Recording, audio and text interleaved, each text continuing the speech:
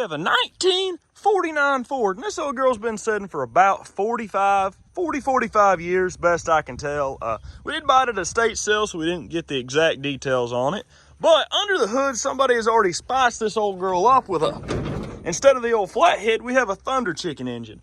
I think it's like a 312 or 2 something motor. The valve covers, for some reason, are worth like 400 bucks on the good old eBay. And as always, the old engine is, well, maybe not. No, it's locked up. Okay. Let's make sure she ain't in gear. I don't think she is because she rolled off the trailer. We do have about 1 million mud flaps in here. And let's see how many miles she's got on her. This door won't open. Looks like 69,767 miles, I believe. The jiggle stick is in neutral, and there's 1,000 mud flaps. Around back, she was a flatbed truck, but most of that wood's rotted off of there. I did have to knock a bunch of this off before we brought her home, because going down the highway with wood falling off is not a good thing. All in all, though, this old girl's pretty solid. We're going to have to go get the universal key crowbar here in a minute and get this door open. Front tires could use a little bit of air and maybe a little bit of duct tape. I didn't even check the coolant. She's bone dry, as usual. And let's see if we got any oil in this thing.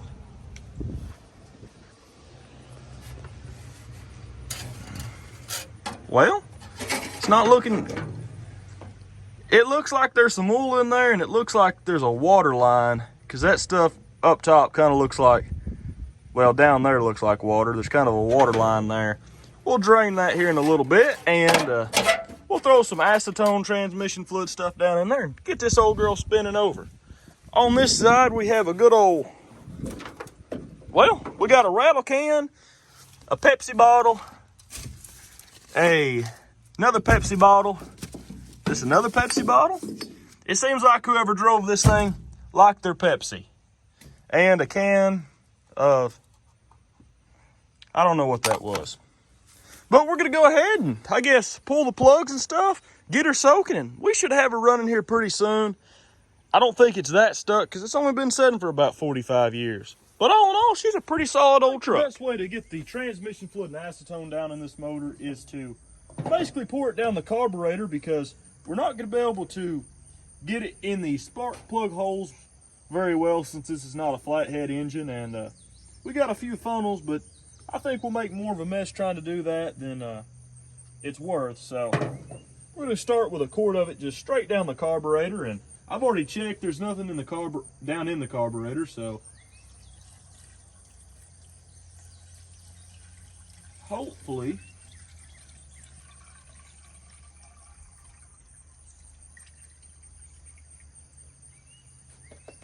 I'm gonna pour one more quart down in there, and we'll take the plugs and stuff out. Go ahead, and we're gonna dump this last quart down in there. I figure 2 quarts should be enough to basically get in all the cylinders and on all the intake valves, because that's normally what ends up stuck in these. This one still has the exhaust on it, so hopefully no rats have crawled up in here. I don't think they have. We're probably just gonna be the cylinders that are stuck are the ones with the open intake, because it hasn't had a breather on it, and the hood sides have these air vents in them, so a little bit of moisture and water's probably got down in there over the years. I'm gonna go ahead and let this set, because if we take the plugs out, we'll just drain it out all on the ground, and I'll get back with you guys in a little while. Let this thing set for a good while now. Well, most of this morning, and we're gonna go ahead and see if we get any movement out of it.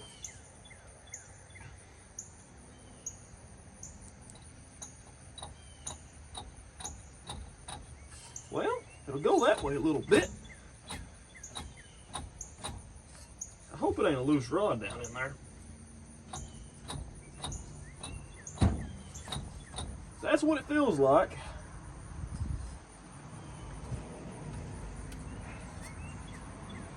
Come on. Okay, it'll turn this way. Come on. Sometimes it don't take long, but we're still only getting a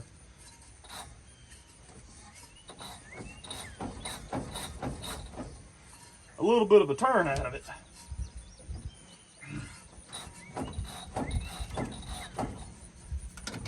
Ooh, heard something crunch. Come on.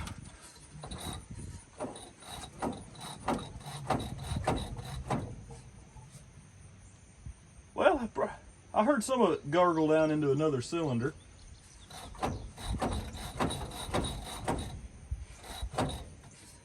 I don't feel a thunk, so I don't think it's a loose rod.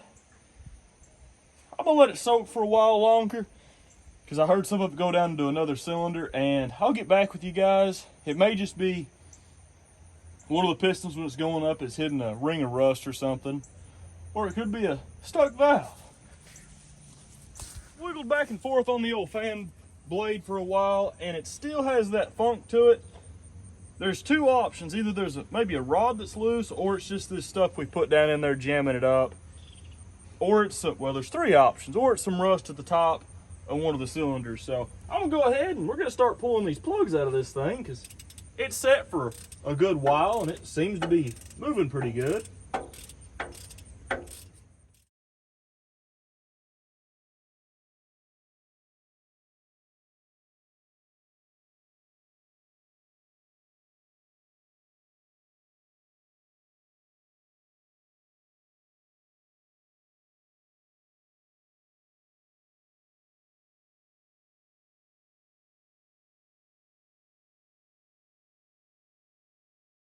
It took a while, but we got all 8 plugs out of there, and I think this is our problem. This is number 1 on the left-hand side if you're in the driver's seat, and you can see all that red rust on it on the end.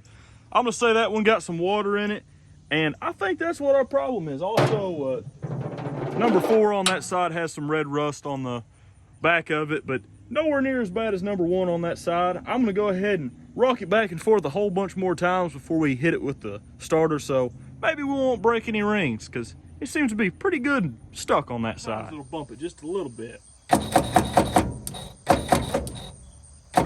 There we go. Knew that was gonna happen. That time I was ready for it. I didn't get sprayed in the face.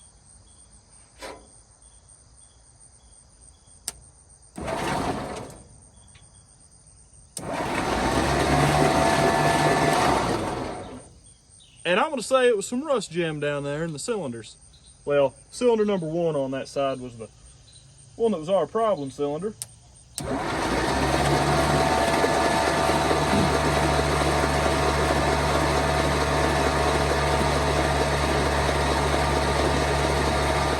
choice today is the good old NKG plugs because I think that's all they had at the store when we went to get some. If these are any sign of what the rings look like, because, well, they're pretty well fouled out, it may foul these out rather quickly, and I think they gave us the wrong plugs. I may be wrong. Let's see. There's the plug hole.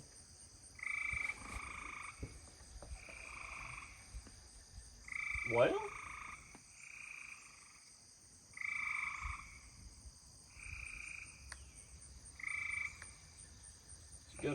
okay, they're the right plugs. Maybe. The plug fits, so we're good.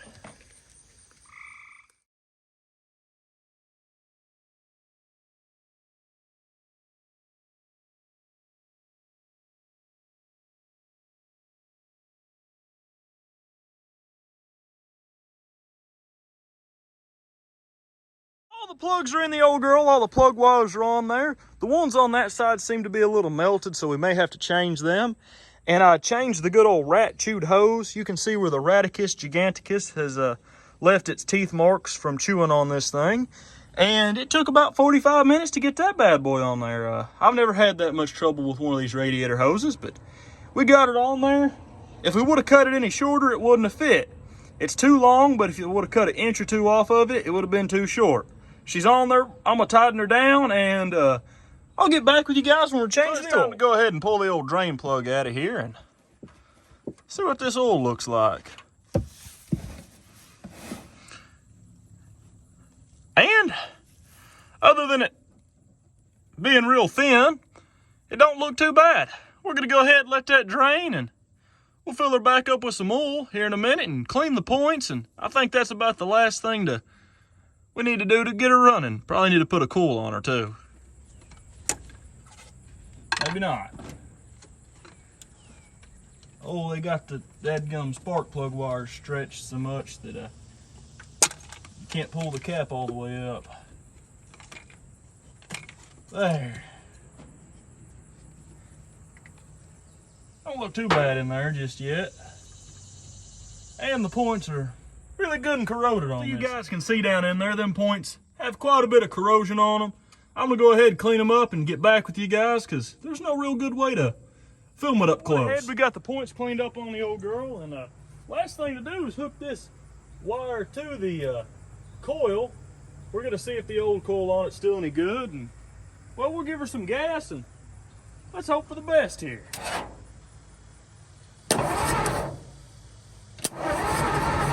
Maybe not.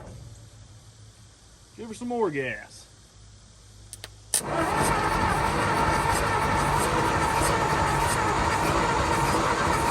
think that's blow by already.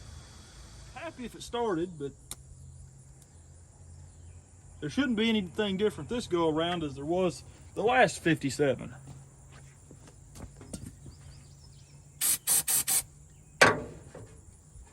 Cross your fingers and your toes.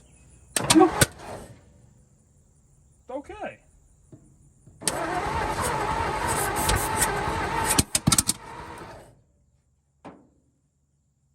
Probably some stuck valves. I guess the points weren't getting spark.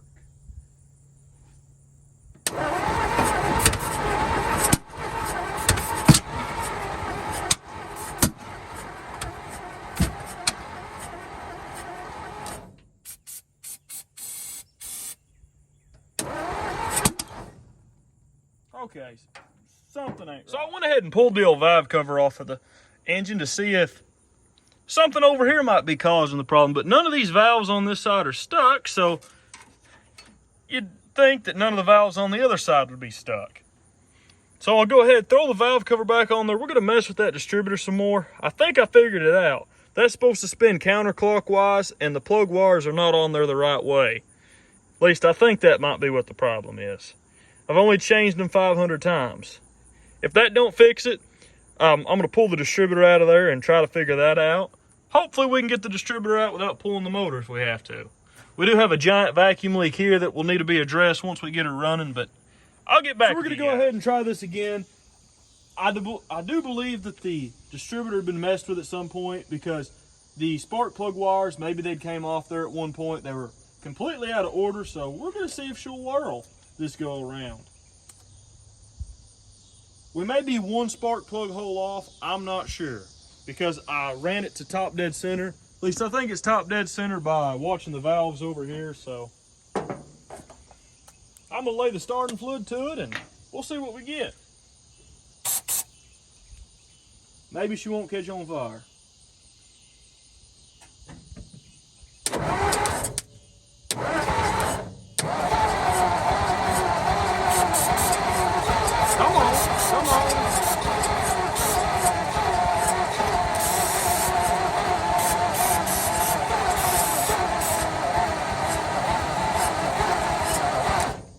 Pulled the starter off of this thing, and luckily somehow the part store down the road had this bad boy.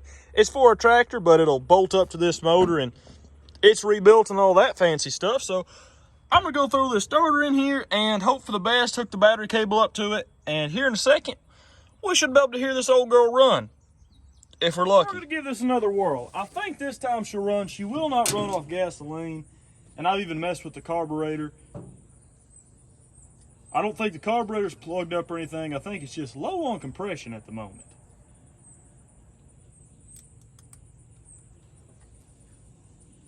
Let's give it a...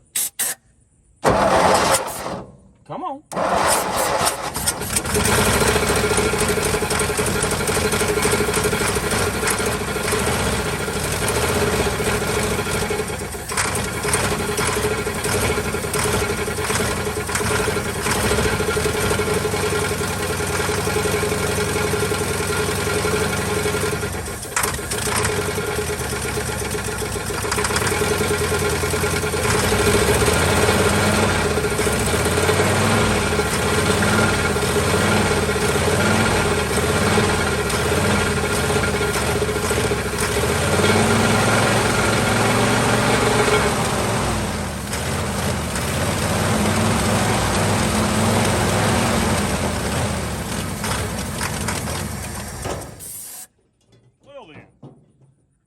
does run.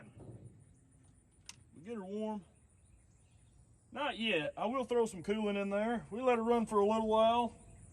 See if she'll start back up. I knew I shouldn't have put that radiator hose on the bottom before we got her running because, well, we had her loose, but shouldn't have put it down there before we got it running because I knew that was wishful thinking. And, well, we've had to fight with this one for a while now. But she runs.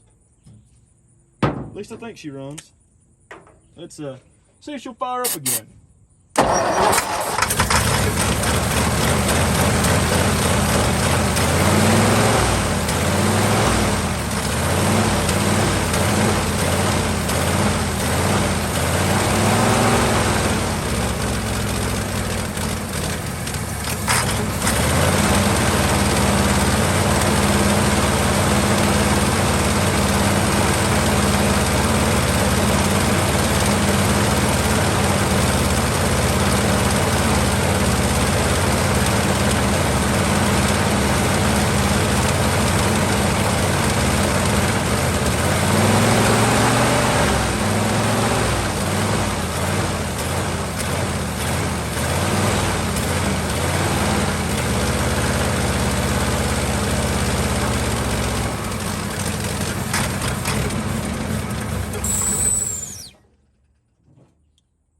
Okay,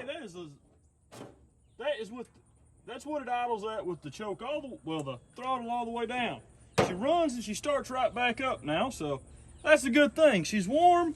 I'll let her cool down a bit. We'll pour some water down in there for now to see how bad she's gonna leak. And I think we're gonna try to get this moving. We'll get it running a little bit better, hook a fuel system up to that carburetor. But as I always say, once you get them running, they'll start. You just got to keep them running and always let them get warm to help them rings kind of pop back.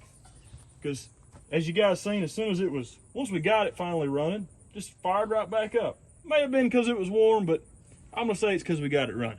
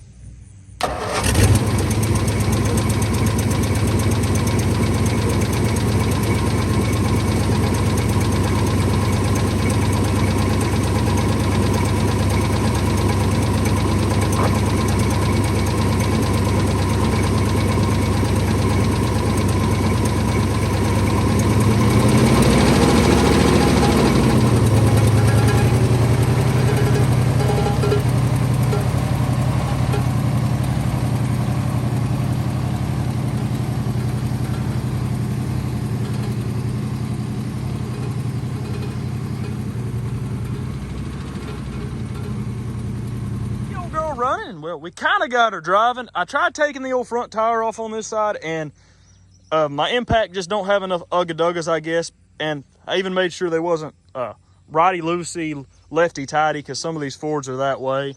And the old engine runs really good. That carburetor works good. The transmission in this thing is a little funky because it's out of something else. So, like, first and third, well, reverse is kind of hard to get sometimes. And that clutch is really hard to press. Like, sometimes you press it to here and the clutch works, and sometimes you got to stand on that thing and try to get it past the floor. And that may free up with it being used. But this old engine, I think she's about wore out. I'm going to say they pulled her out of a Thunderbird that was about wore out then or wrecked, and they put it in this and probably put another 100,000 miles on it, because it's got a ton of blow-by. The longer it runs, or if you rev up on it, it just really smokes, especially if you take the old breather cap off.